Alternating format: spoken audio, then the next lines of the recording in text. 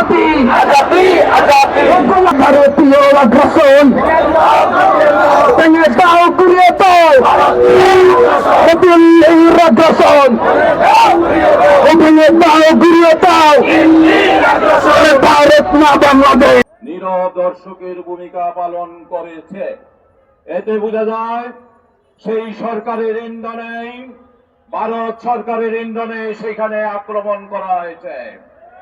আমাদের হাই কমিশনে যারা চাকরি করেন, যারা কর্মকর্তা, তারা চরম নিরাপত্তাহীনতায় ভুগছে।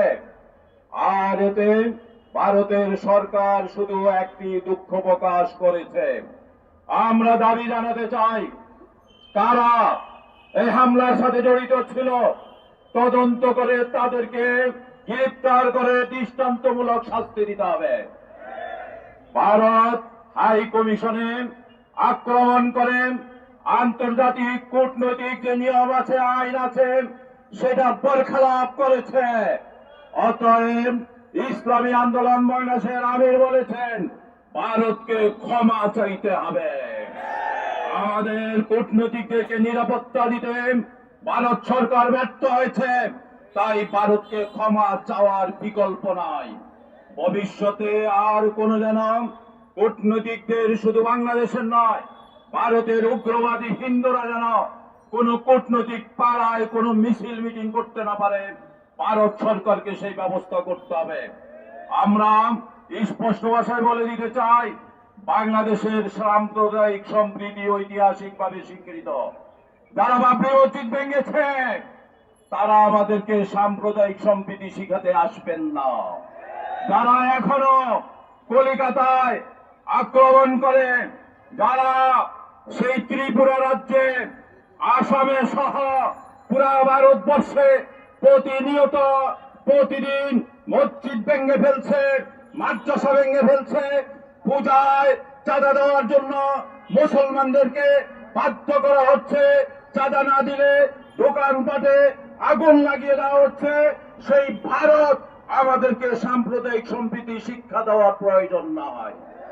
মোদী সাহেব, মমতা ব্যানার্জি সাহেব, শুভেন্দু সাহেবরা, অমিত সাহেবরা নিজের চেহারা আয়নায় দেখুন। যদি ভারতে ভালো আয়না না পাওয়া যায়, বাংলাদেশে ভালো আয়না আছে। এই আয়না নিয়ে নিজেদের চেহারা দেখুন। আপনারা কত সন্ত্রাসী, আপনারা কত সাম্প্রদায়িক, নিজের চেহারা দেখুন।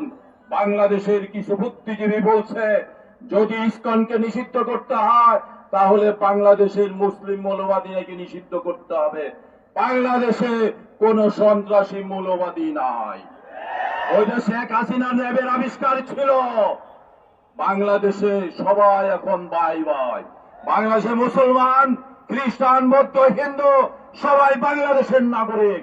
আমরা বাংলাকে ভালোবাসি, বাংলার লাল সবুজের পতাকে ভালোবাসি।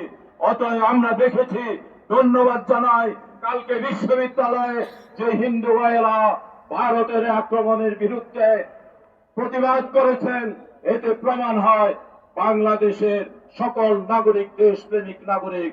অতএব ভারতকে হুঁশিয়ার হতে হবে। আমাদের দেশপ্রেমিক সকল জনতাকে একীভূত হয়ে পতিত সন্ত্রাসী ফ্যাসিস্ট সরকারের এজেন্ট যারা আছে তাদেরকে চিহ্নিত করে বিচারের আওতায় এনে তাদেরকে বিচারের ব্যবস্থা করতে হবে। আগামী দিনের সংগ্রামের দাওয়াত দিয়ে শেষ করছি। সবাইকে ধন্যবাদ।